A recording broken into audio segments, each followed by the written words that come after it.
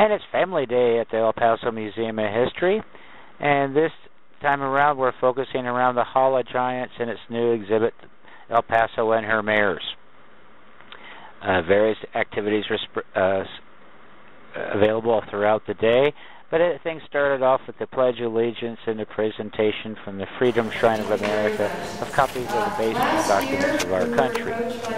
So without further ado, let's swing it over to the presentation. Participating in an educational program that they sponsor, which distributes copies of important documents in the history of the United States to whatever civic organizations, schools, governments, whatever, that are willing to participate.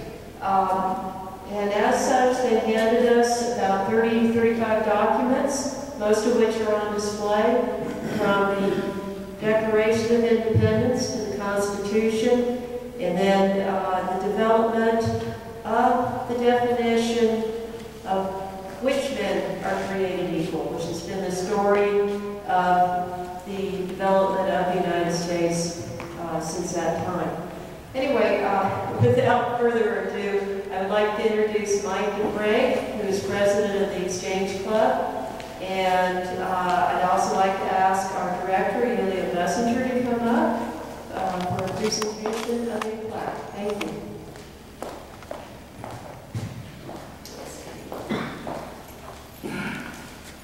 The Freedom Shrine documents that are on display here came out of President Truman's Freedom Trip right after the Second World War.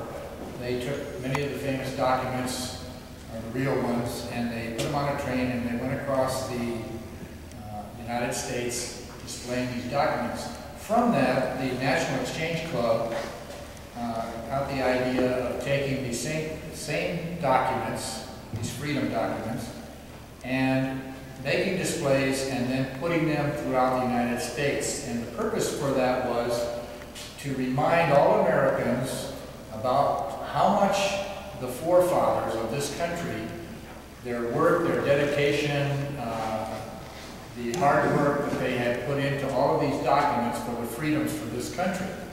And the National Exchange Club has placed almost in every state capital the Freedom Shrine plaques.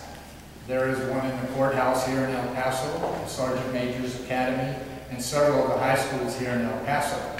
And we thought it was very apropos to contact the El Paso Museum of History and ask them if they would like the Freedom Shrine for their museum, and they graciously accepted. And today I would like to present this plaque, and it says, presented to the El Paso Museum of History by the El Paso Exchange Club, July 2nd, 2011.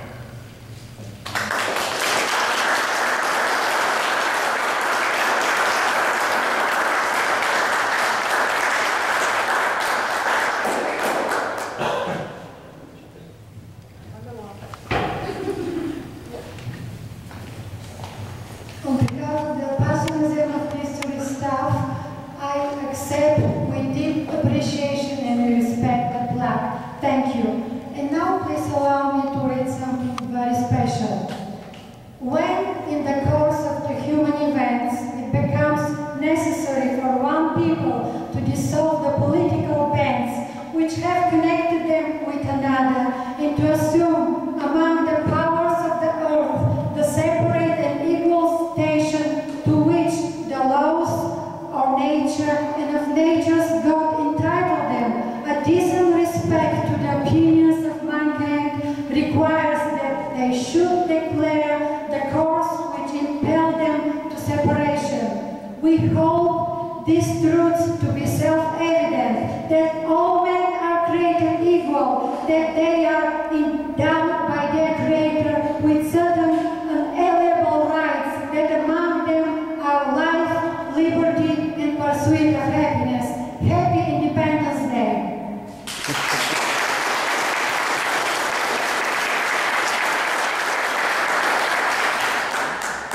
I hope you all will stop by and read that document. If you can't make out the handwriting, our staff has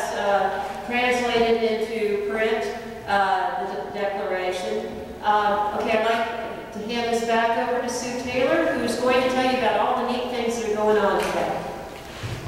Thank you, Barbara.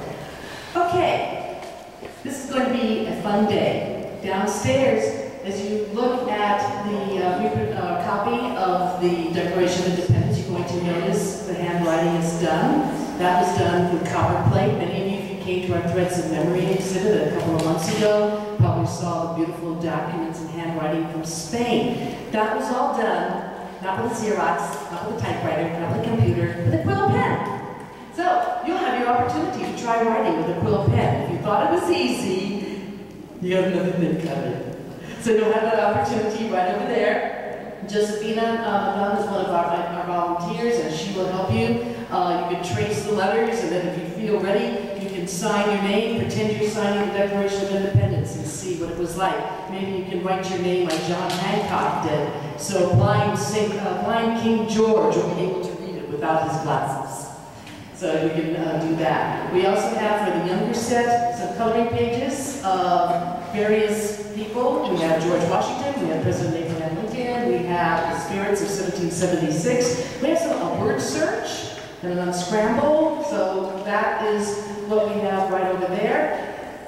If you have never met him, I suggest you do pay your respects to President Abraham Lincoln. He is here today, and he will be here until 4 o'clock. And I'm sorry to say that Mrs. Lincoln was not able to attend. She was still grieving over the loss of her son, Tom. So she is back at the White House. But the President himself is present, and he will be here all day. At 3 o'clock, downstairs here, make sure you come back. The King of Rock and Roll is making an appearance. One of his few sightings here in El Paso. He is going to be singing patriotic songs. You know who I'm talking about, don't you? Elvis. Elvis! Yes, he's going to be here in his red suit and red and blue decoration singing patriotic songs. 3 o'clock, right here, right downstairs here. So make sure you come up and see that. In the meantime, upstairs we have the Mayors of El Paso exhibit, another one of Awakening Our Giants series. And up there, you have an opportunity to create your own campaign poster. You get to create your own campaign button. You can actually write your own name in there, make your own button, carry that around, make people vote for you. Say, hey, vote for me, and make sure your campaign poster will say it all, what you're ready to do. In case you want to get an idea of how to do a campaign poster, we have some people who are running for mayor, and I think you need to meet them. We have BP Bear, Betty Bear, the twins, we have Bernardo Bear, and we have Al Paso, the alligator. And they're all running for mayor. They all have their platforms, make sure you read them, and then we have a ballot box, cast your vote. And maybe later today we'll make the announcement. If not, we'll put it in the newspapers as to who won the first round of that mayoral race. I'm thinking there'll be lots of runoffs for that. So please enjoy yourselves, have fun today, and happy 4th of July. One of the other activities was a hands-on activity allowing the folks to sit and try their hand at calligraphy and writing with a quill pen. And as these young ladies found, it wasn't quite as easy as it looks. It's kind of surprising that that quill pen really didn't change too much up until the 1920s.